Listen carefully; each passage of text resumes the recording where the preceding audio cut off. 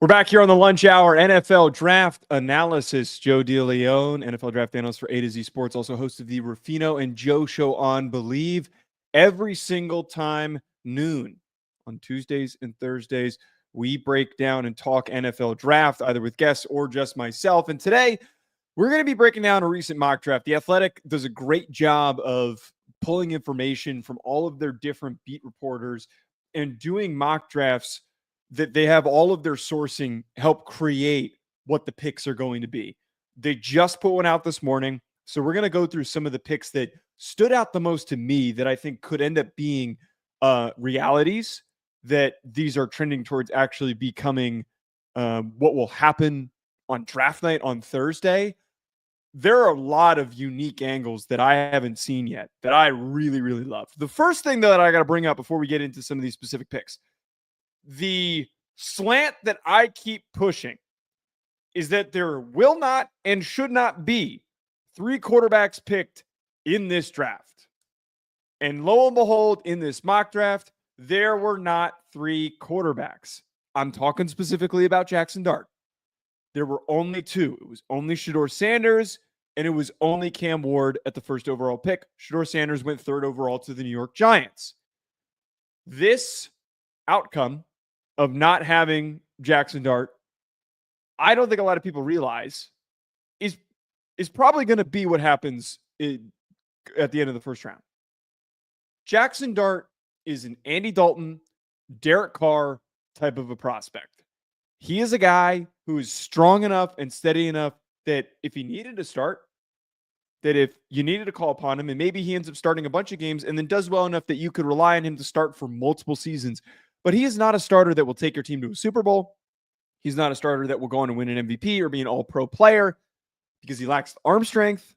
He lacks the consistent decision-making, especially coming from an offense that did not require him to make difficult decisions. It is going to be a learning curve for Jackson Dart. I keep standing by this, and I keep pushing this. Mel Kiper, Bucky Brooks, both put Jackson Dart early in the top 10 of their recent mock drafts. Part of me thinks that, oh no, it wasn't Bucky Brooks. It was Charles Davis. That's my fault.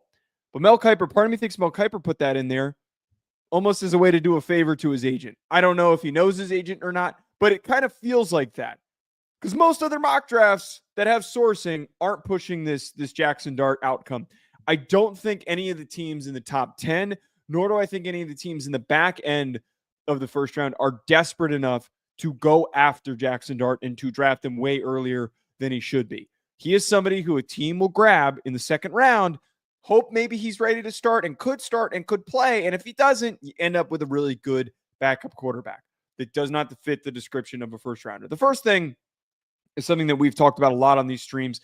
The Tennessee Titans took Cam Ward in this mock draft, but there was specific sourcing that was brought up by The Athletic that they were enamored with Cam Ward as they got to know him during the pre-draft process. That has been what the whole scuttlebutt has been. As soon as they brought him in on a visit, they were blown away. They realized, this kid's great. This kid is exactly what we need. You heard the rumor at the combine that they might go with Will Levis, but no, suddenly now, because that visit went so well, that they love the tools, they love his personality, they love what he can do for this franchise. I feel like this has become a lock of a pick. Unless somebody blows them away, maybe with some sort of crazy trade package, this feels like this is locked in. I would put my money down on Cam Ward being the Titans pick. And I would also put money down, and I've been saying this for a while, for Cam Ward to just be the first overall pick. No one else is going to go first overall. If the Titans don't make the pick, they're going to trade out. Cam Ward brings a top 5 level ceiling to the position. And the Titans need to be effective in building around him and setting him up to succeed. I think that the way that they've been tactile and strategic about rounding out their offensive line has set them up for this position where they could take on a rookie quarterback. They don't have anyone else on roster. Mason Rudolph's gone. It's Will Levis. And I don't think that they feel that comfortable with Will Levis. The second, the one that caught my attention was Abdul Carter going to the Cleveland Browns. I have been saying this for a while, and I don't know if this was direct sourcing or if the Athletic media member who put this down was merely just projecting that he thinks that Abdul Carter makes the most sense. I feel like with Abdul Carter, if they're the Browns, it makes so much more sense for them to get the rookie contract. But the angle that was brought up, and the angle that makes sense here, is that if they're not in love with Shedeur Sanders, they shouldn't feel inclined to make that pick. When you're picking this early and you're deciding on whether or not you want to go with the quarterback, I think a lot of teams make this decision and think, if we're not all gung-ho about building around this guy and him being the future of our team, we will end up costing ourselves our future success. Because if that relationship starts off rocky and it's like, yeah, I don't know, we'll see what happens. Second overall is not the spot to do that. It's just not. Abdul Carter, I have said I would still, if I'm the Browns, I would still take Abdul Carter because you would create the best pass rush in the NFL with Abdul Carter and Myles Garrett. You'd have the best defensive line in the NFL. You would be unstoppable, and you would be a headache for all of these strong quarterbacks that you're facing off with Lamar Jackson and Joe Burrow twice a season, and everybody else in the AFC. It is going to be frustrating for Browns fans that eventually you need to figure out who the hell the quarterback is. Like, that's not great that you're coming out of this draft still not having an answer and hoping that, like, whatever the heck happens with Deshaun Watson, hopefully that can be addressed in the future through free agency. Maybe they could be like a Seahawks-like team for somebody who emerges as a impactful free agent next cycle or a trade candidate. Hopefully there is an option, but if you're not in love, go with the best prospect in the class. Here's where things started to get really interesting, though, with guys that were projected to go a lot earlier than I had seen. And a guy that I would actually be willing to take this high because of the tools, but I'm not all the way there, is Armand Membao going 5th to the Jacksonville Jaguars.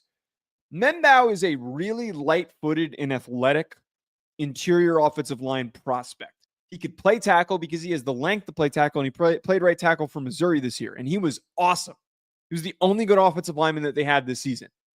He was so reliable. He was a menace in space. He was killing dudes when he was pulling in space and just running guys down, planting them into the ground. I think for the Jaguars right now, you need to find and focus on a plan to protect Trevor Lawrence. 5th overall for one of the offensive linemen when this offensive line class isn't awesome. Like, Membao isn't a 5th overall pick to me. He is a 15th to 25th overall type of a pick in any draft class. It feels like a little bit of a reach, but the approach makes sense. You'll never go wrong drafting an offensive lineman when you already have money committed, a lot of money committed to a franchise quarterback. You will never regret that. Setting that guy up to play better and to perform better is only going to make everybody else more confident. Trevor Lawrence confident, Liam Cohen confident, front office confident. The thing, though, that also with this is intriguing is that the belief that Will Campbell is not the first offensive lineman selected. I really do not think that Will Campbell will be the first lineman selected.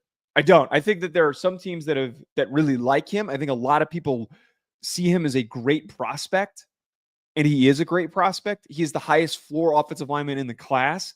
But as we always witness during the draft, teams gush and they fall in love with the guys that are traitsy, crazy athletes like Armand Membao. It's exactly what is the case here. Got a quick comment here. Anyone who's hopping in and wants to drop a comment, feel free to do so. The comment that we have from SP Fan, that is a great point about all of the other AFC quarterbacks and why the Browns need Carter. I stand by that. I really think that the approach of building a unit that is going to completely shut down Abdul Carter and Myles Garrett could completely shut down Lamar Jackson, Joe Burrow, Josh Allen, like cause them to have one of their worst performances of any given season. You would be able to create that much havoc. Wait until you feel the match is perfect. It's like settling with marriage. Like, why would you ask anyone who's gotten divorced, anyone who's going to jump into a situation where like, there's not many good options. I kind of like this person. I kind of like this person. Maybe this will work out. Well, we'll get married. You're going to end up getting divorced. This is going to end up going up in flames. Go with somebody that you're in love with. The rest of the supporting cast is more important, and the foundation is more important than trying to force a quarterback that you're not gung-ho, head over heels in love with. Another pick that intrigued me, the Athletic projected Mykel Williams to go to the Carolina Panthers 8th overall. The idea of taking a pass rusher, I think, is really important for the Carolina Panthers. It is extremely necessary for the Panthers to bolster their pass rush because the interior of their defensive line is actually pretty good. Derek Brown, when he's healthy, is one of the better defensive tackles in the NFL. He is a massive menace. But since they traded Brian Burns, which was a stupid decision, they haven't had much of a pass rush. But where my attention goes to with this is that Mykel Williams hasn't been brought up as the second edge off the board in most cases. It's been Shamar Stewart. It's also been Jalen Walker projected to the Panthers. So this caught my attention a ton, the possibility of Mykel Williams being this Panthers pick. I have said this, but not enough, that Mykel Williams and Shamar Stewart are the same prospect. Like, I'm like stunned that there's this much of a differentiation for some people on their board rankings that they say, oh, Shamar Stewart heads above Mykel Williams or Mykel Williams heads above Shamar Stewart. They're the same prospect. They're traitsy guys that don't have a lot of college production. Mykel Williams has more college production than Shamar Stewart does, that are super strong and explosive. One is a lot more powerful and successful against the run than the other, that being Mykel Williams compared to Shamar Stewart. And Shamar Stewart just has a little bit more upside, not much, because he's got crazy long speed and he's got great burst. That is really the only, actually, I don't even classify that as a difference. I think the bigger difference here and why a team like the Panthers might be inclined to take Mykel Williams is that there is a higher floor. And the floor that you have with Mykel Williams is that he's going to be a kick-ass run defender. That he is going to put up a fight on every single down as a run defender. Shamar Stewart didn't really have a lot of tackle for loss production. Didn't have a lot of tackle production. But Mykel Williams did end up having that. The next, Larry Holder of The Athletic had at 9th overall Will Campbell to the Saints. I put Will Campbell to the Saints in my last mock draft. And I remember there wasn't like a ton of pushback, but I felt like a lot of Saints fans were saying, this doesn't make sense. They've spent too many first rounders and offensive linemen. Well, Trevor Penning hasn't worked. Trevor Penning has been awful. There needs to be some reshuffling. When you have an opportunity to, instead of let me restart where I'm going with that. You drafted Trevor Penning because he was a high ceiling prospect who didn't work out. The way that you correct course without completely screwing your future up is by drafting a high floor player in Will Campbell. He could start at right tackle. He could start at guard. You have a unit of, with Penning, maybe you still think you can get something out of him. You have Taliesin Fuaga. You have three guys that are ambiguous enough in their physical profiles that you can see how they mesh, how they play together, and figure out who fits where, because they're all maulers, or Penning and Fuaga are maulers. Will Campbell is a light-footed, nuanced technician as a pass protector whose length suggests that he would be a better guard than a tackle, but could still possibly play tackle in the NFL, depending on the desperation. And you could have Penning and Fuaga play guard, or you have Fuaga play right tackle. You can bounce around and move around these pieces. And also, I just generally love the idea of Will Campbell staying in Louisiana. He's a Louisiana kid. He played for LSU. He's highly regarded in the area. A lot of people from that region will defend him if you say anything critical. My co-host Blake Ruffino, being an LSU guy, anytime that I haven't said that Will Campbell's the best lineman in this class, I've been met with plenty of negative feedback. I just love this idea of him being with the Saints, though, because their offensive line has been so underwhelming despite making multiple picks at trying to rebuild it. over the past couple of years. Adam Johns, at the 10th overall pick in this athletic mock draft, projected Ashton Genty to go to the Chicago Bears. This is my new favorite pick in the top 10 that I'm just blindly pushing. Just this has to happen. The first and foremost, the easiest explanation. Ben Johnson had Jahmyr Gibbs. They took him 12th overall back a couple years ago. And since Jahmyr Gibbs started to get worked in more and more, and he started being the primary of the duo of him and David Montgomery, he was a big catalyst for their best offensive performances. That he was used as a receiver, that he played in the slot, that he was used to pick up big gains out of the backfield. Ashton Genty can do all of that stuff and can do it on a higher level. You can line him up in the slot. He's got quality hands. He's going to be willing to pass block. All of those things. Ben Johnson already spending Ryan Poles spending a lot of money, trade capital, all that stuff in free agency to bolster the offensive line. I feel like that this was setting up for a chance to take Ashton Genty at number 10. It is a luxury pick to take a running back. You take a running back when you feel that you are ready to compete. And the Bears with Genty and Romeo Doubs and Caleb Williams and Keenan Allen and DJ Moore and Cole Kmet and Joe Thuney, that is an underrated offense. I know they got unjustifiably a lot of love last year. I was one of those people giving them a lot of love. But I'm telling you, if you put Genty into the mix, and in the second round, you come back around and maybe take one more lineman, depending on which position spot that you feel needs just a little bit more of an improvement, that offense would be nasty with one of the better play callers that we've had in the last 5 years in the NFL. The next, we're kind of going through a lot of these picks in order for the most part. At the 11th overall pick, Matt Barrows in the athletic mock draft had Derek Harmon as the second defensive tackle behind Mason Graham going to the 49ers. This is a pick that I hate, but also could totally see happening. I get the love for Derek Harmon and why the NFL gets enamored by him, because he's tall, he's long, he can play multiple roles depending on the front that you're playing. He could be a 3-4 defensive end. He's also big enough to play nose if you wanted him to. He could play as a one tech in a 4-3 scheme. They need help at defensive tackle. I would take Kenneth Grant personally before I would take Derek Harmon. I think that Kenneth Grant has far more upside as a pass rusher because of his pad level, his flexibility, his explosiveness, his just aggressive play style. All of that is perfect for me. Derek Harmon plays a little bit too high.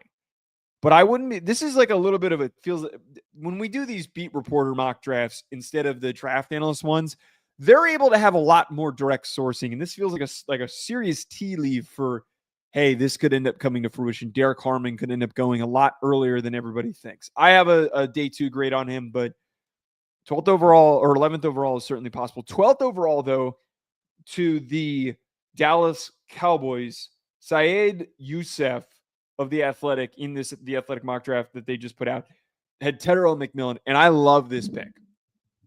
They signed 2 running backs in free agency. They don't have a good second option. And my biggest negative response or my biggest criticism for Tetairoa McMillan is that he's going to get drafted too early by a team that needs him to be their number 1 option. He's T. Higgins. I don't think that T. Higgins would be as good as he is if he was the number 1 option on the Bengals. I just don't. He's so good because so much attention is directed to Jamar Chase. Tetairoa McMillan in this situation would get that circumstance. You would create your own Jamar Chase T. Higgins with Tetairoa McMillan. Big catch point guy, super strong, secure, consistent hands, all of that good stuff. I think that would be a slam dunk if they ended up with Tetairoa McMillan. Out of any of the other receivers, he feels like the best pick for Dallas. And if they came out of this draft and they didn't do something stupid like take Walter Nolan or Omarion Hampton way too early, They would end up coming out of this draft class with a completely revamped offense. They would end up coming out of this offseason with a reason to feel optimistic about their future and what they can capably become and do. Jumping like way ahead to the 21st pick. Speaking, I just brought up Omarion Hampton. At the 21st pick, the Los Angeles Chargers, or not the 21st, it was 22nd pick. Daniel Popper of The Athletic projected that the Chargers would take Omarion Hampton.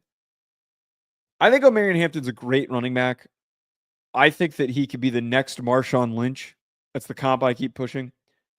I feel a little weird about him going 21st overall.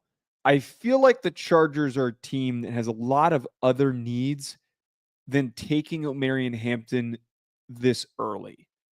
There are a lot of running backs that they could take on day 2. Caleb Johnson, DJ Giddens, or Omarion Hampton might even still be there on day 2.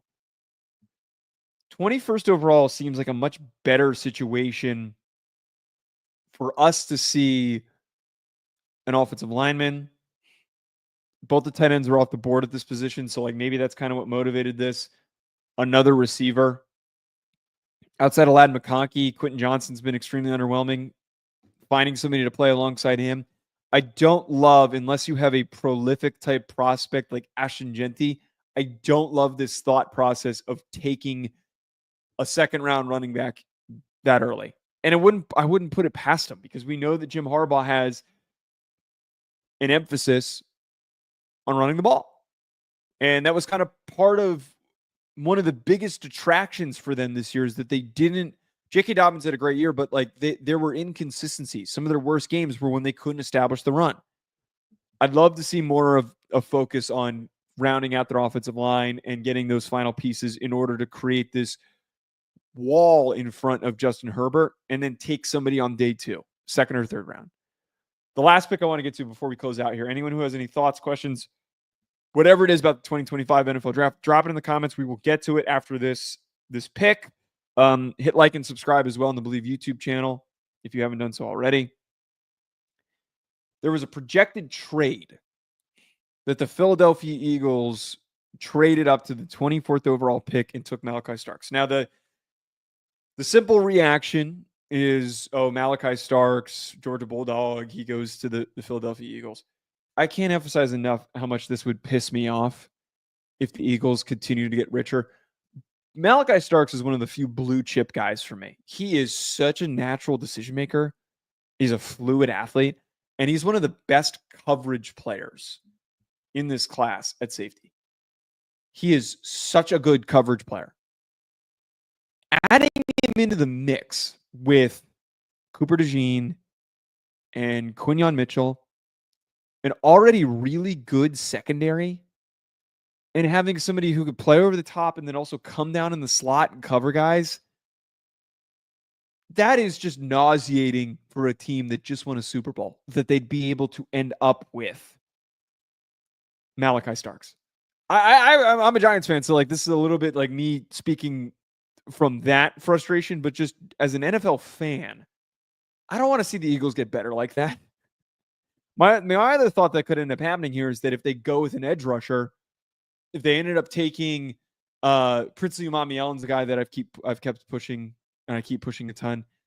But this thought of Malachi Starks at 24th overall for the Eagles would be a freaking steal and would go on to be at the end of the season, as they go on a playoff run, we'd be talking about how the heck do we let him land there? He would go on to be the defensive rookie of the year. I would push that. If Malachi Starks was the 24th overall pick and the Eagles traded up for him, he would be the defensive rookie of the year, without a doubt. That's going to be it for me, folks. Thanks to everyone who tuned in. We're going to be back. We're not going to be live next Tuesday, but we're going to be back next Thursday talking draft again. Might have a guest joining me. Make sure you hit that like button, subscribe at Joe DeLeon on Twitter. Enjoy the rest of your week.